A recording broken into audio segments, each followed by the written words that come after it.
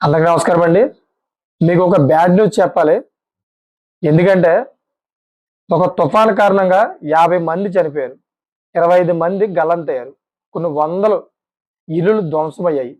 ఇయన్నీ కూడా నేను చెప్తుంది కాదు. వార్తల్లోని రీసెంట్‌లీగా వచ్చిన ఇన్ఫర్మేషన్ బట్టి గ్యాదర్ చేసి నేను చెప్తున్నా. నా సొంత వ్యాఖ్యలు కాదు.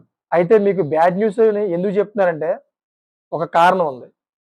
ఆ తుఫాను మన ఆంధ్రప్రదేశ్ వైపు వస్తుందన్నమాట. అందుకనే మీకు బ్యాడ్ న్యూస్ అని చెప్పా. అది నేను చెప్పింది కాదు. ప్రభుత్వం చెప్పింది. ప్రభుత్వం చెప్పిన దాన్ని బట్టి మీకు చెప్తున్నా. చాలా జాగ్రత్తగా ఉండమని చెప్పింది. అంతంత జాగ్రత్తగా కాదు. చాలా జాగ్రత్తగా ఉండాలి. చాలా భారీ తుఫాను ఇదని చెప్పింది. ఎందుకంటే శ్రీలంకలోని బీభత్సం సృష్టించింది. ఆ శ్రీలంక నుంచి మన చెన్నై వైపు కేంద్రీకృతమయ్యి ఇలాగ మన ఆంధ్ర వైపు తీరం దాటే అవకాశం ఉందని చెబుతోంది. దీనివల్ల 4 జిల్లాలకైతే రెడ్ అలర్ట్ కూడా జారీ చేసింది. ఒకటి నెల్లూరు అయితే, 2 ప్రకాశం అయితే, 3 గుంటూరు అయితే, 4 కృష్ణా జిల్లా అయితే ఇయన్నీ కూడా జాగ్రత్తగా ఉండమని చెప్పింది.